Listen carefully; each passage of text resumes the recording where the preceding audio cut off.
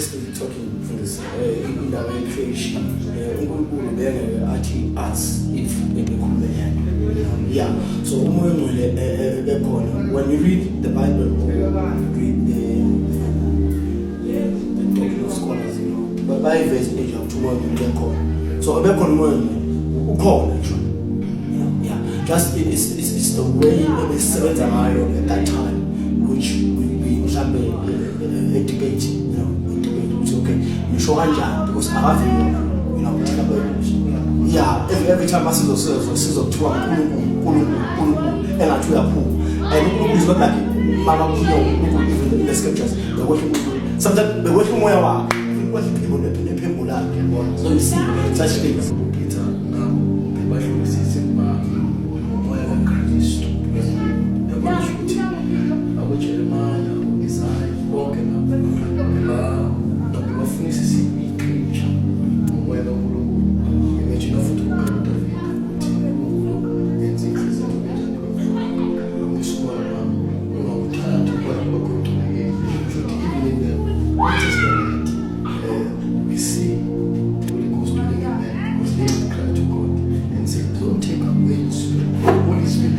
And then also say that the Spirit of God, don't take away the Spirit away from me. So, what I believe personally when it comes to the Old Testament, which I find in a match, yeah,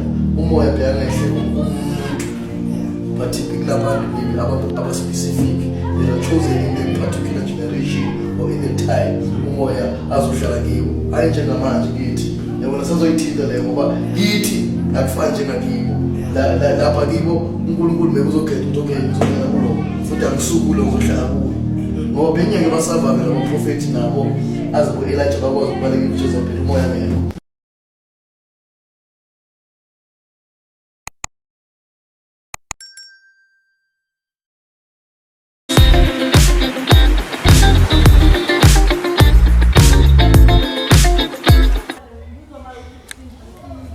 Greeting Bazaleka Mendiga Jesus Christ was in Nazareth. We come once again in our podcast.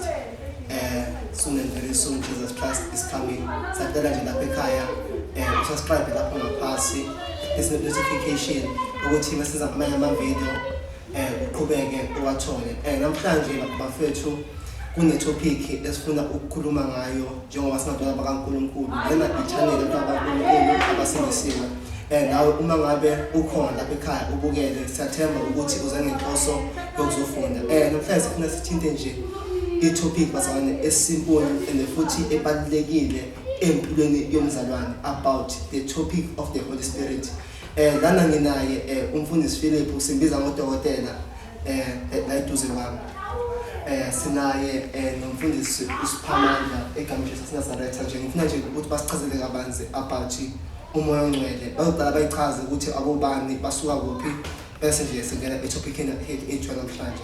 Sabona mfundisi.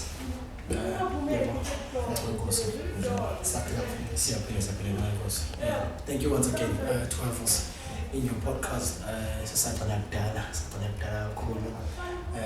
For this opportunity. Yeah, igama njengoba umfowethu esikhulumile lana igama umfundisi uSiphamandla igama likaJesu Kristu waseNazaretha futhi ngiyithanda inkosi haleluya isebisiwe futhi yeah, the topic yakho is very interesting because yeah, thank you very much. Sizothinta over to you. Sengena mfundisi Philip. Nkosi. Ngitsaphi. Asaphi. Sithathe kwesikhundleni. Siyabonga kakhulu futhi ukusibiza ukuthi sibe lapha. Uzokhuluma ngodaba ejulile kakhulu ngomoya. Siyajabula. Ukuthi sibize sihlangane netafuleni lenkosi. Yeah, siyabonga inkosi kakhulu. Sakusamekelela futhi. Sithanda sibheke nje kancane nje sibuza nje abafundisi bethu ukuthi uma ngabe ukhuluma ngomoya ongcwele ngoba iningi izinto abantu abayikhulumayo ngomoya ongcwele ngokwe-doctrine yakho nje apostoli ungachaza nje uthini ukuthi ungubani umoya ongcwele noma who is the Holy Spirit?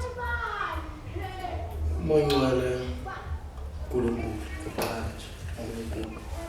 Yabona masicala sibambe lapho ukuthi Umoya Ongcwele nje uNkulunkulu. Umoya Ongcwele angeke ukwazi ukumhlukanisa kuBaba nakuJesu. Ngisho thina sikholelwa kuTrinity, so sithi sikholelwa kuTrinity, sikholelwa ukuthi kunoBaba, neNdodana, kunoMoya Ongcwele.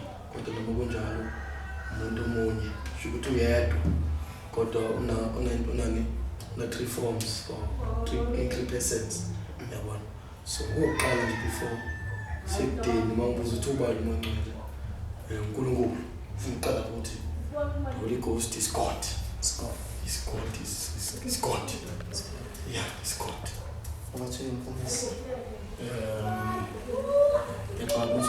umfundisi useyikhavile leyo lapho futhi umoya Ongcwele abuye abe ngumoya kaNkulunkulu. Yeah. So yeah, sometimes sinokuyichinja lento siyenze ngathi abantu abahlukile. Kahle this threefold or this Trinity esikholela kuyo. Asikholela kuyo asithi uNkulunkulu siyamhlukanisa.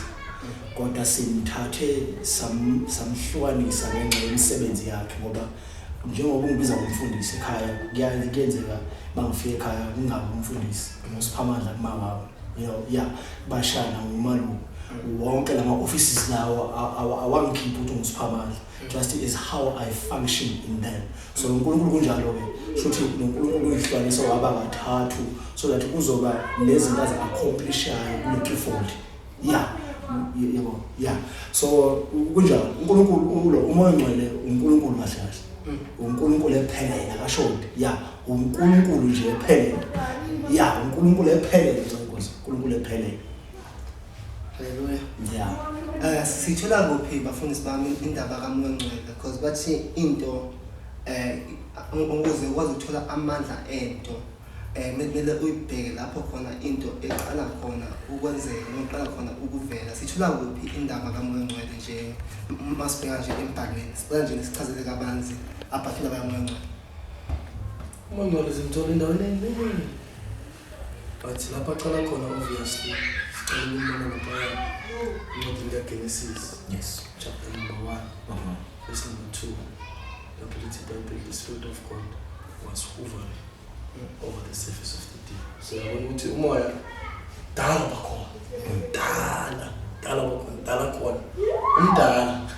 umdala khona before creation, bheka khona in the creation, and he was also part of the creation.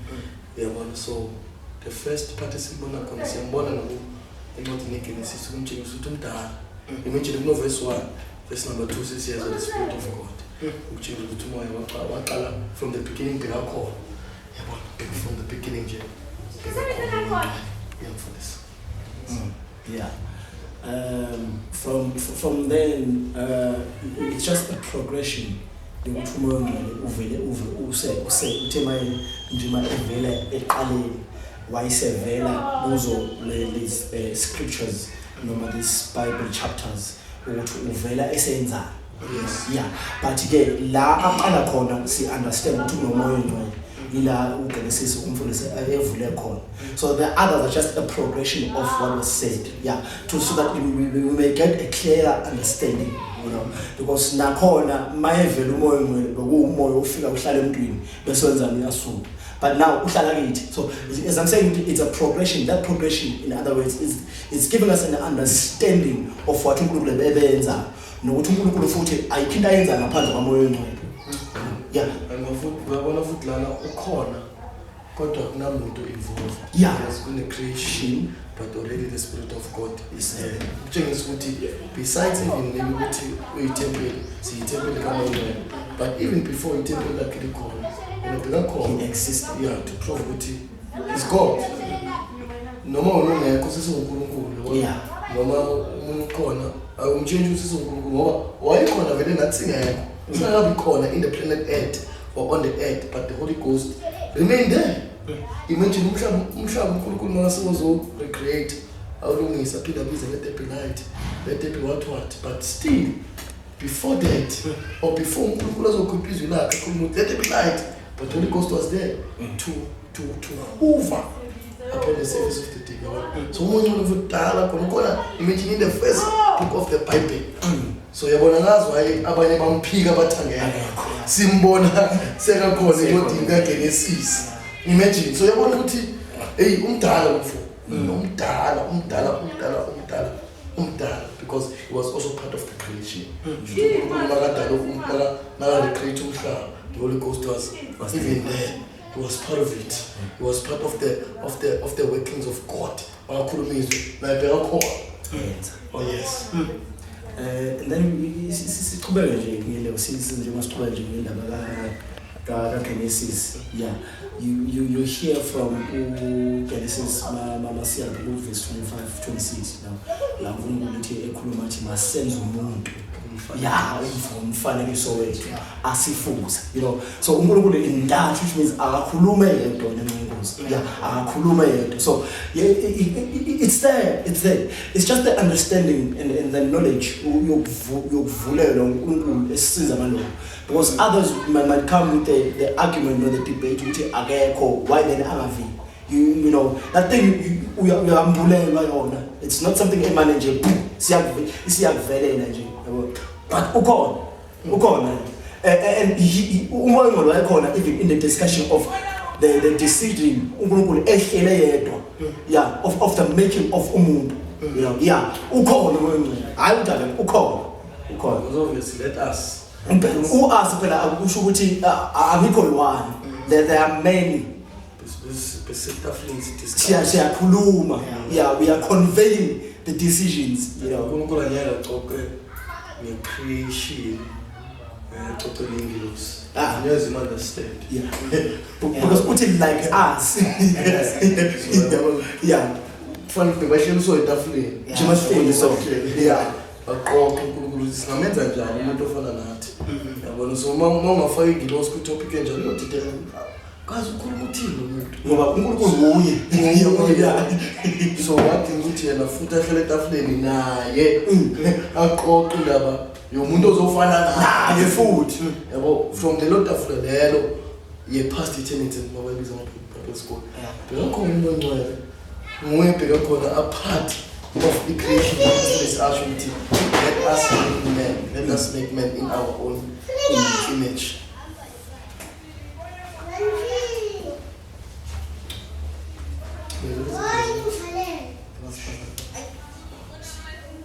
Ufuna sikhatha na.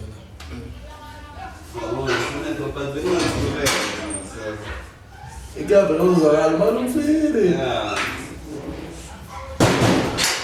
But then she's also edit. Let's edit it. Influence.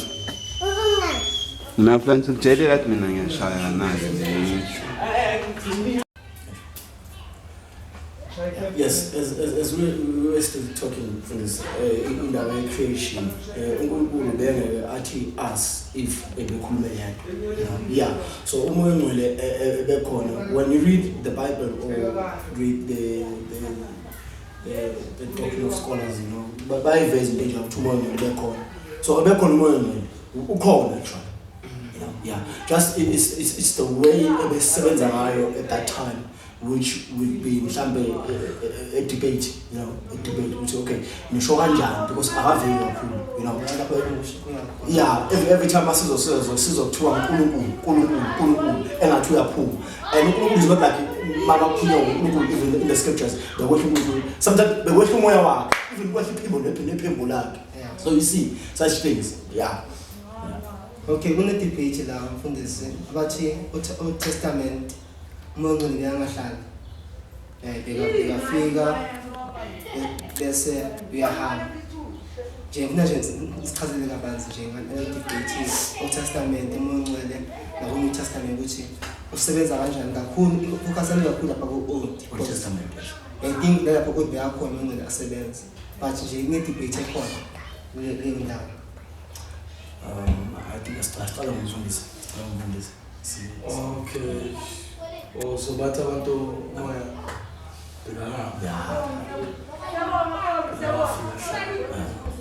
no.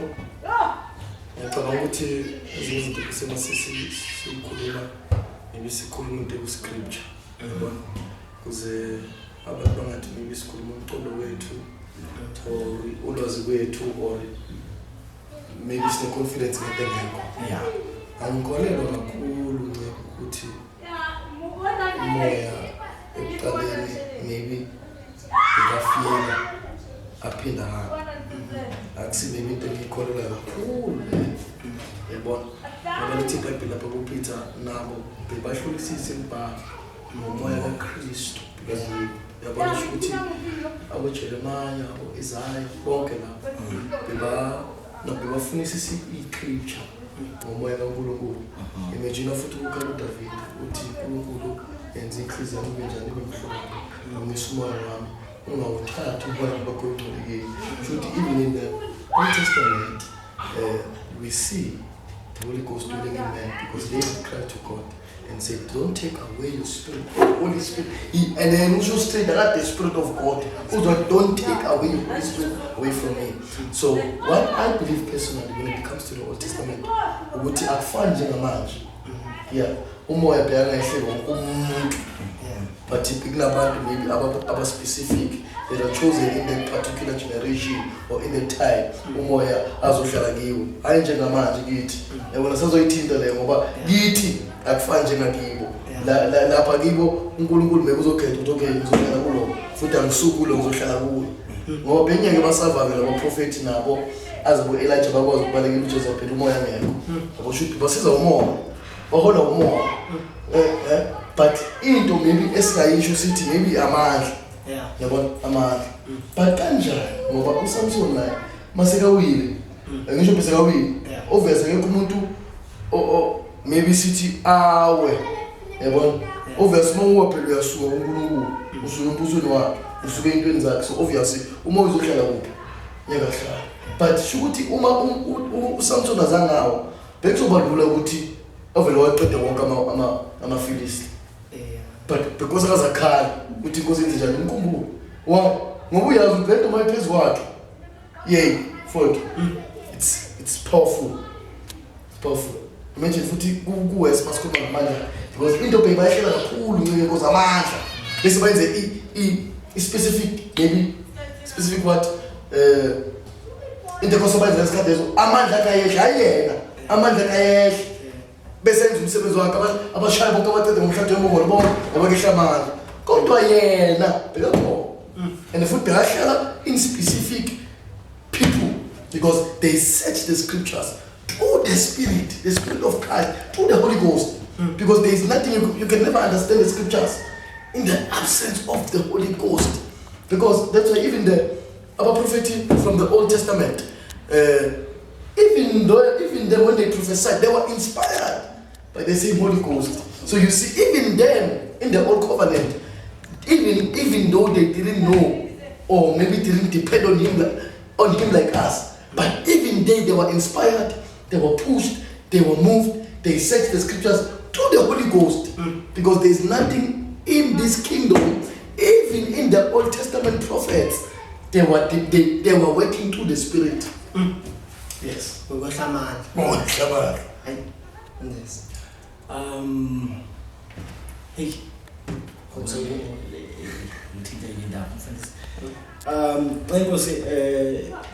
I think the debate iqala ngenxa ukuthi bekungathi uNkulunkulu in the Old Testament there are specific people abasebenzisayo.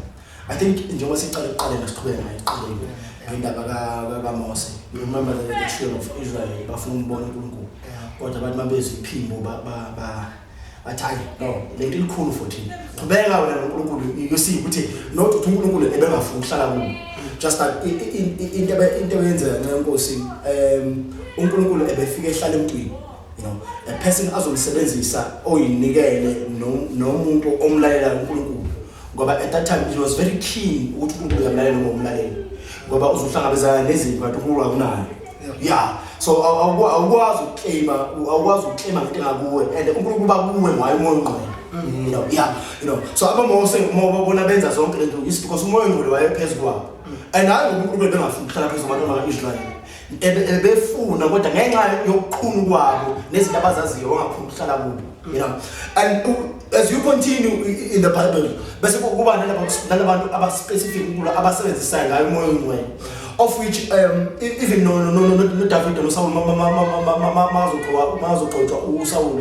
Samuel lithi mayifika lapho one prophet nakhona zanga one prophet what you will meet a company of prophet and then uma sophakathi kwabo you will prophesy and then prophesy, you know, lithi kanjalo you will be confirmed that you will be king. You know, now when you go to David, they're the very same. So you see this pattern who are specific, not because of anything, because there is a promise which in the last days I will pour out my spirit upon all flesh.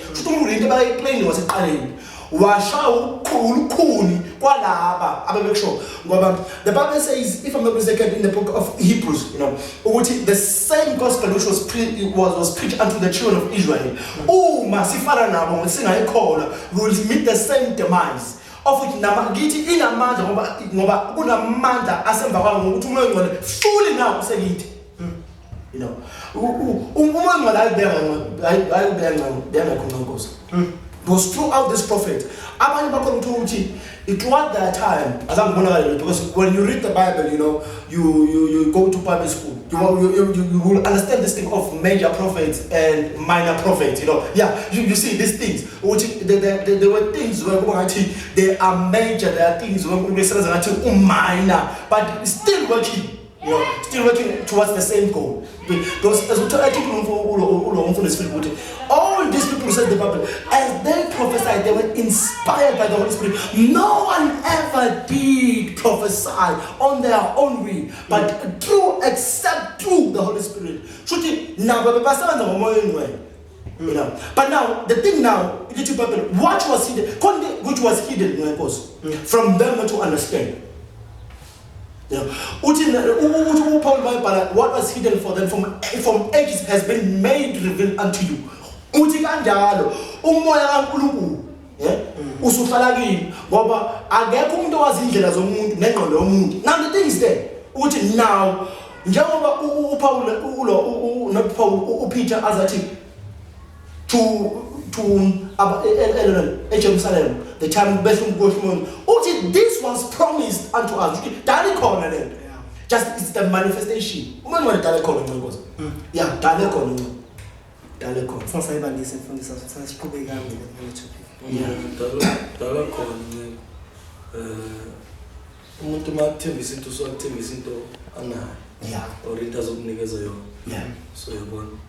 just that the promise is Samile.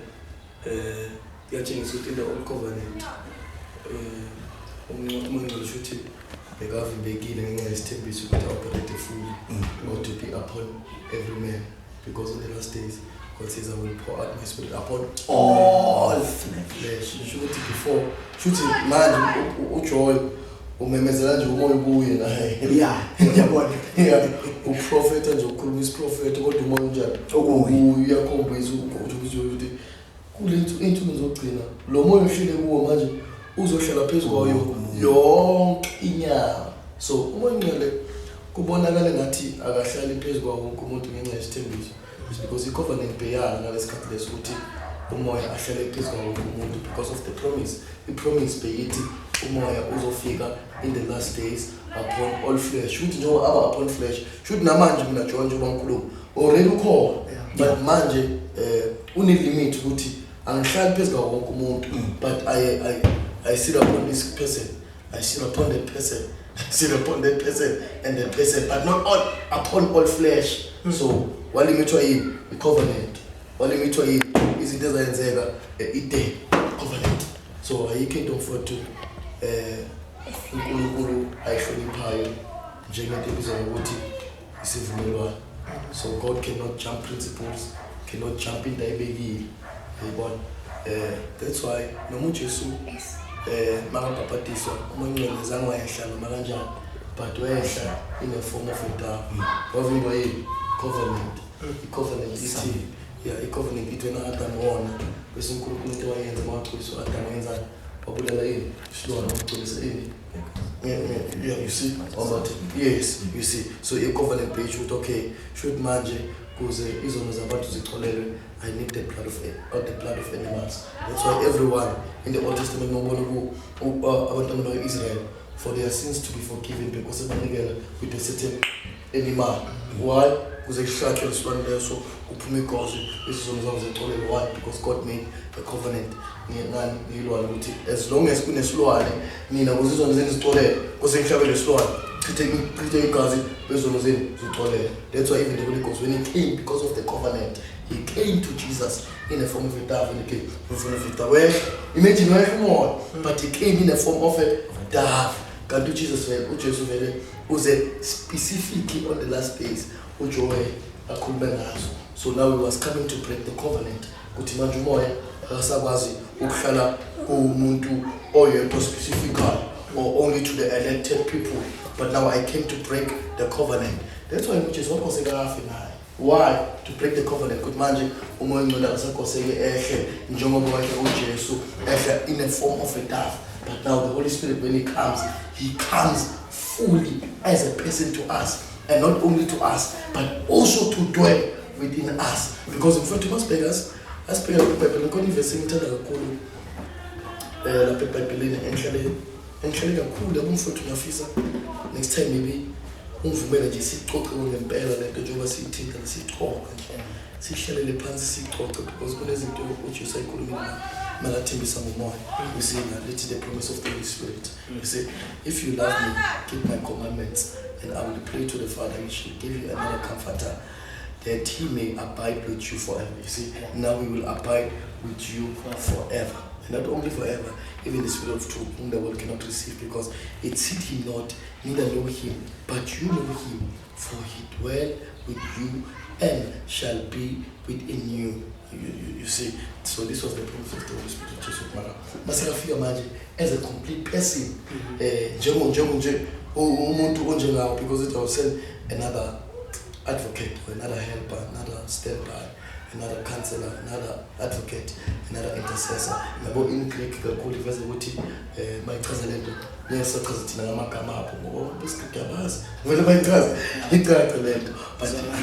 but the same kind of me. Umshuthi umuntu ofana nami or umuntu okwazi ukwenzisa kwami or umuntu onjengami exact should makufika lo muntu lo, we cannot separate him from me, because another advocate should lo muntu lo ozayo umuntu ofana nami exact. So you see now should uJesu uthembisa the fullness of the Holy Ghost. Manje akasezi nge one package, uza in the full package. Uzothi mahambe nawo, uzothi makahlala kuwe aphinde ahambe nawo, angahambi nawo phela. Manifike eJerusalem futhi loyo moya leyo uzohlala phezulu. You see, so now it's the fullness of the Holy Ghost. Hlala kuwe, hamba nawe uphezulu kwakho. Ayibona mfowethu. So when it comes to the Holy Spirit, it's the most important topic that we can touch as a believer, because yabona le uJesu yabakhahlela abantu basezulu ngokuthi abamazi yena futhi abamboni. Ingakho anyeke siphikisana nabantu abangakholwa bathi ayikho umoya ngcwele. Mangafika nje umzalwane osiphikisa ngomoya futhi akakholwa futhi akayazi lento ngoba izwa limazi. Futhi umuntu ongafika umzalwane athi umoya ngeke futhi usezweni. Yabona siyabashaya debate abantu debate futhi abakhona anyeke sisi nabo osixoxe ngabo ngoba abezwe abamazi futhi bamboni. So we cannot debate with them. It's undebatable. Mama ungafike nje bahlala afleni nathi la sibathi wena ukhona. Asikwazi ukukhuluma nawo ngoba izulu alikamleni njani umuntu nabo in the old covenant nabo enithi nikhonza ngenxa yabo bebapushwa ngo. So you see, sir, so the Holy Ghost, man, is a person. Exactly like Jesus. So is Jesus uJesu o unlimited, uJesu ohleli wonke umuntu. Moya ngcwele, amen, is a person. Moya ngcwele umuntu, moya ngcwele hamba ngomuntu mfundisi.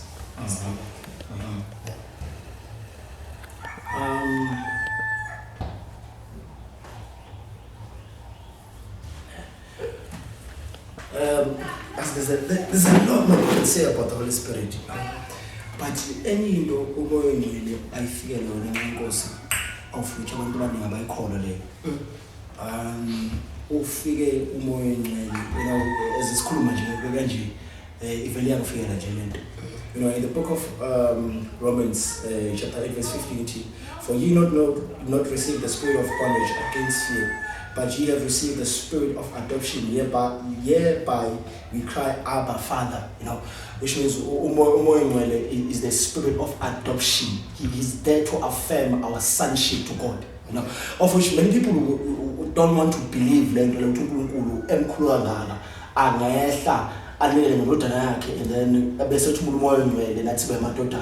because the Bible is also a seal, a guarantee until the day of our redemption. You know, so he plays a very crucial part in us as Christian, or in our salvation, or in our walk with God. And that walk with God, it cannot be revealed unless you meet the Son and understand the Son. And after understanding the Son, now the Holy Spirit is the advocate. He's our advocate. As Jesus was also. I will send and so that another who's like me, as and the goes over and share your food and start season, which is very difficult. If it was in 1 Corinthians chapter 2,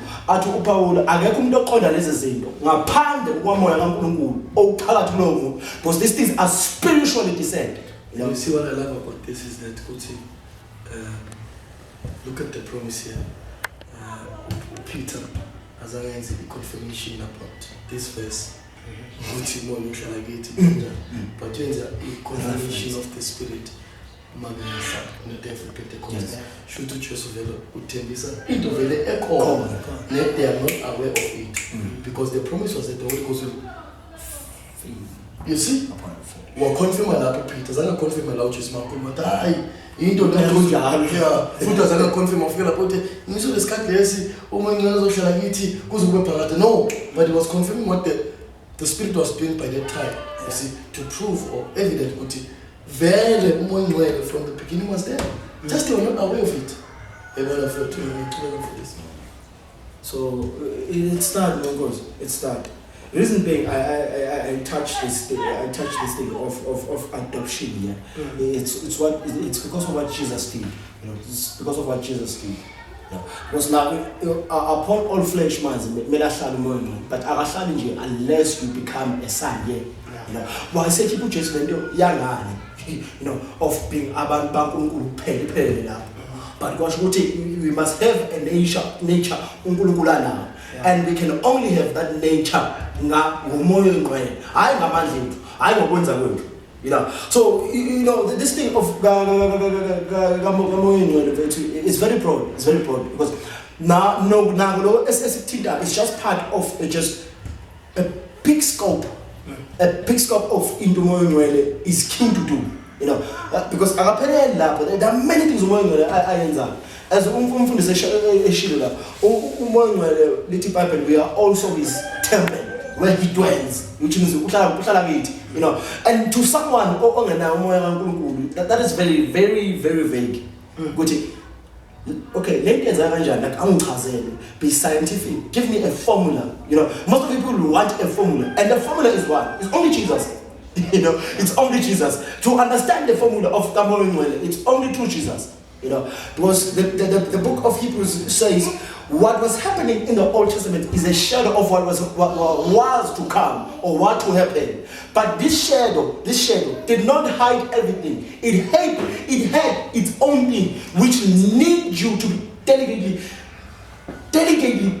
and definitely to be determined to understand and do more sure. Yeah. You know. Yeah. So it's quite a lot. Yeah. It's quite a lot. If you can touch on it, see layer by layer. Yeah. And no seven working in the Old Testament is not because he was hidden. Yeah, he was never hidden. He was always there. And clearly proven what you call.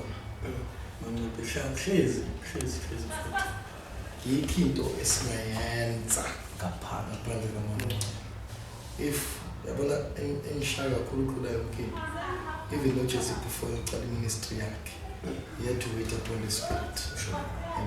he had to wait upon the Spirit, even for the Spirit when it descended upon him. John Fundisa should have received the Spirit of adoption. What you know, my life and you Juba, please go up chase. His sonship is a confirm. You see, because you have received the Spirit of what? Adoption, so that when you cry to God, we can cry and say, Abba Father. So you see, man, the Holy Ghost, Ganesh, singakhuluma naye manje lana lonke singagrade because abezo bomboni ngisafisa ukuthi bethana babuye bashalisa batshela ukuthi na ukholwa awusindiswanga futhi awuna Jesu ngoba awukwazi ukuphika umoya awukwazi manje uphika uJesu uyi antichrist nje elikhulu mawuphika umoya ukuthi akekho umoya ngcwele is exactly abamsafuna ukuthi is exactly like Jesus. As Jesus does, he does. That's why not we can only do the things that Jesus can do and cry Baba, City Baba, because of the Holy Ghost. Because once we minus the Holy Ghost, we minus the holy life, the righteous life, the life that is pleasing to God. Because in the Bible, it is only the Spirit of God who searches all things, even the deep things of God. Should we never get actually wezinto or wazinto zikaNkulunkulu until you understand who the Holy Ghost